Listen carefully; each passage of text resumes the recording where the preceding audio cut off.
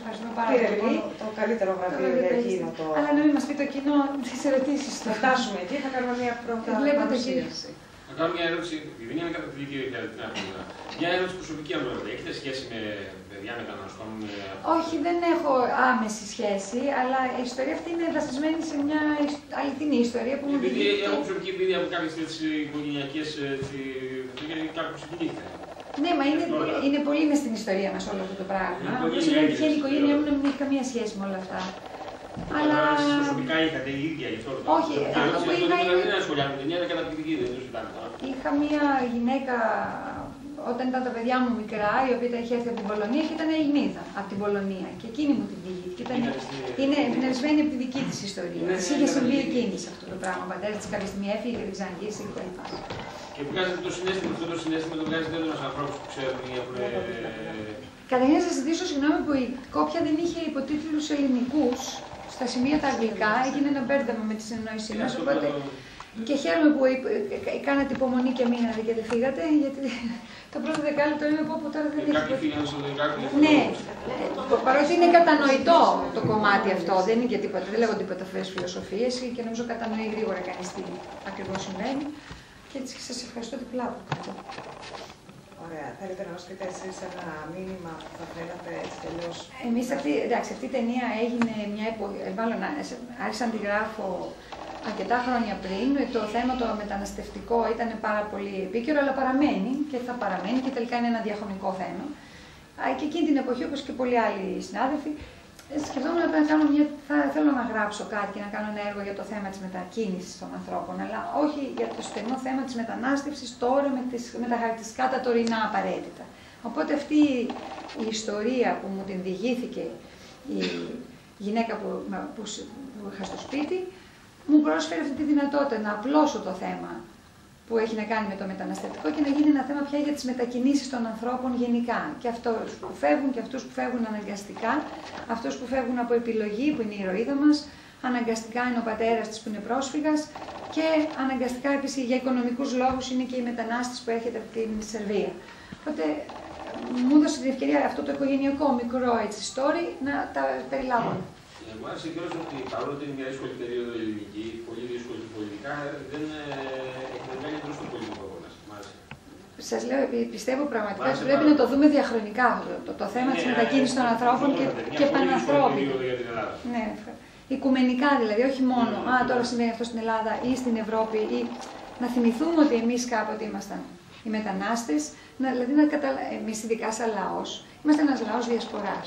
Έχουμε περάσει πολλά, έχουμε ταξιδέψει πάρα πολύ, έχουμε μεταναστεύσει πάρα πολύ. Πρέπει λοιπόν να μην το ξεχνάμε. Συνέχεια να φέρνουμε στη μνήμη μας όλα αυτά. Μήπως εδώ μπορούμε να πούμε ότι ούτως ή άλλως όταν ξεκινήσατε να γράφετε την ταινία, οι μετανάστες ήταν αυτοί που ερχόντουσαν στην Ελλάδα. Ναι, ενώ σήμερα που τη βλέπουμε, οι μετανάστες είμαστε εμείς οι ίδιοι που φεύγουμε από την Ελλάδα. Έχει πολύ δίκιο. Έχει αλλάξει σε τόσο λίγο χρόνο η κατάσταση. Σε 20 χρόνια, ναι, όχι. Για να μας βοηθήσει λίγο να το αντιληφθούμε, πιστεύω και καλύτερα. Ναι. Ότι είναι κάτι που μας αφορά όλους. Ακριβώς, συμφωνώ. Νομίζω ότι γι' αυτό είναι και αρκετά επίκαιρη. Όταν την έγραφα, ήταν αρκετά χρόνια πριν. Αλλά ναι, ναι. Για όλες τις χώρες άλλωστε. Κάποιος άλλος που θέλει να ρωτήσει κάτι? Να μας πείτε λίγο για τη μουσική, γιατί σας έχουμε εδώ. Είστε συνθέτης, γράψατε εσείς τη μουσική για την ταινία. Ναι.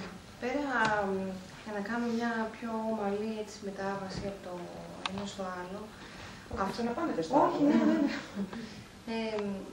Κάτι στο οποίο πέρα από τα καλλιτεχνικά, αλλά και στα πιο κοινωνικά και γενικά θέματα που συμφωνώ με τη Μαρία, είναι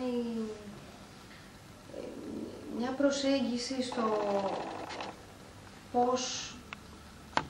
πώς είναι ο άνθρωπος και πώς μπορούμε μεταξύ μας να δείξουμε ότι μέσα και από το καλό μπορούμε να δώσουμε κάτι και ταυτόχρονα ότι ο άνθρωπος πρέπει να δείχνουμε και το όμορφο. Ναι, και την καλή του πλευρά. Μπορούμε οι ίδιοι να προσφέρουμε ή να κάνουμε τον δίπλα μας να βγάλει. Δηλαδή,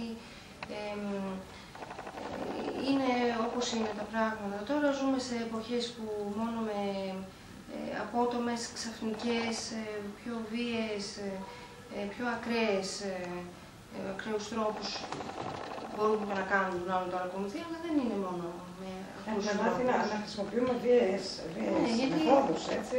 Όχι, και η θεματολογία καμιά φορά, ίσως νομίζω ότι αυτό που λέμε είναι ότι η ταινία προσπαθεί να μας θυμίσει και λίγο και τη δυνατότητα που έχουμε σαν άνθρωποι να κάνουμε το καλό. Δηλαδή, γίνονται πάρα πολλές δουλειές και πολύ αξιόλογες, καταγγελτικές, που μας παρουσιάζουν μια πολύ μαύρη πραγματικότητα και μια πάρα πολύ εξαχρειωμένη κοινωνία. Που ένα κομμάτι της μπορεί να είναι, αλλά δεν είναι όλο. Και υπάρχει ένα άλλο τεράστιο κομμάτι, στο οποίο ανήκουμε οι περισσότεροι, εγώ θέλω να πιστεύω, που είναι άνθρωποι που πραγματικά μπορούμε να κάνουμε πολύ καλό. Δηλαδή που θέλουμε να κάνουμε το καλό.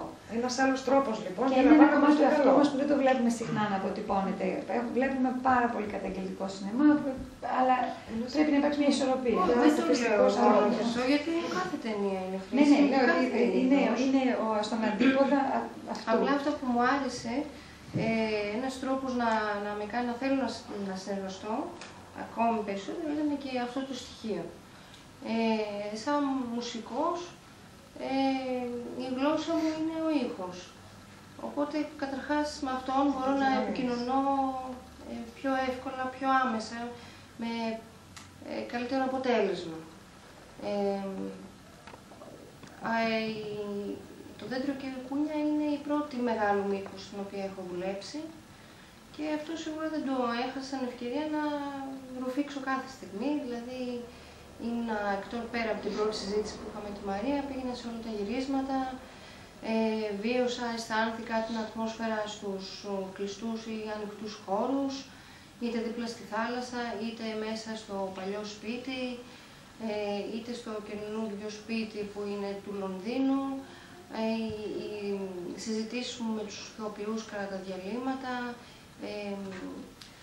και με όλους τους συντελεστές, είτε εν ώρα εργασίας, όταν βλέπω την αγωνία της μακιγιές, για να πετύχει το σωστό χρώμα σε σχέση με το φως της κάμερας ή αν θα πρέπει τα αντικείμενα να είναι στις ίδιες θέσεις για κάθε σκηνή.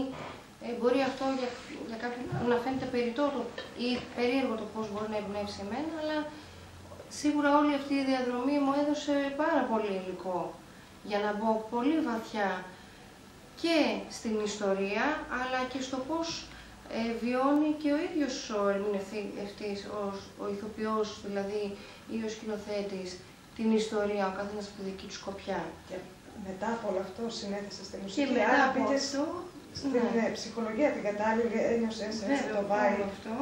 Μαζί και με δικές μου αναμνήσεις που αναδύθηκαν από το σενάριο, είτε από το παρελθόν μου, από φιλίες μου, από ανθρώπους στη ζωή μου. Σίγουρα ήταν όλη αυτή η κατάδυση, δηλαδή κολυμπούσα κάτω από την επιφάνεια της θάλασσας, ας πούμε, έβγαινα για λίγες ανάσες, αλλά έμαθα πάρα πολλά. Ένα από τα στοιχεία, ας πούμε, για να μιλήσω πιο πολύ συγκεκριμένα για τεχνική, για τεχνικά δηλαδή για τη μουσική, προς το τέλος των γυρισμάτων, αφού ηχογραφούσα κάποια πράγματα που δοκίμαζα, μελωδίες στο πιάνο, τα έπαιρνα μαζί μου στα ακουστικά και τα άκουγα να δω αν συνδέονται με τα τοπία ή με το χώρο κάθε φορά, με τους κλειστούς ή ανοιχτούς χώρους. Ή αργότερα, αφού είχα ξεκινήσει τη σύνθεση, προς το τέλος, είχα συναντηθεί με τον διευθυντή φωτογραφίας και του εξήγησα τι έκανα σε συγκεκριμένες συχνότητες για τον ήχο. Αν θυμάστε, δηλαδή στην αρχή που κόβεται το δέντρο και πέφτει, αυτός ο υπόκοφος ήχος έπρεπε να είμαι σίγουρη. Ήθελα να βάλω συγκεκριμένη συχνότητα εκεί και να προσέξω και πώς θα ακουστεί βέβαια. Όλα αυτά του τα είπα για να τα προσέξει και σε συνδυασμό με το coloring που έγινε μετά. Γιατί μπορεί εγώ και αυτός να λέγαμε ότι θα μπορούσαμε να το ακολουθήσουμε έτσι, αλλά θα βγαίνει κάτι πολύ πιο σκοτεινό και όχι τόσο ευχάριστο. Και επειδή καπετάνιο σε όλο αυτό είναι η Μαρία και έχει μια δική της συγκεκριμένη οπτική για το τι ολοκληρωμένη εικόνα και συναίσθημα θέλει να βγάλει, αυτό πρέπει να το σεβαστούμε. και όχι απλά για να της κάνουμε το χατήρι, γιατί εμπιστευόμαστε την κρίση της για το τι τελικό συναίσθημα θα δώσει. Το δικό της και το αποτέλεσμα που έχει. Οπότε θα ξαναπάμε στο καφετάνιο, Θέλω να ρωτήσω κάτι, γιατί μιλήσατε για ήχο, αλλά αναφερθήκατε σε ήχο και όχι σε μουσική. Κάνετε και το sound design.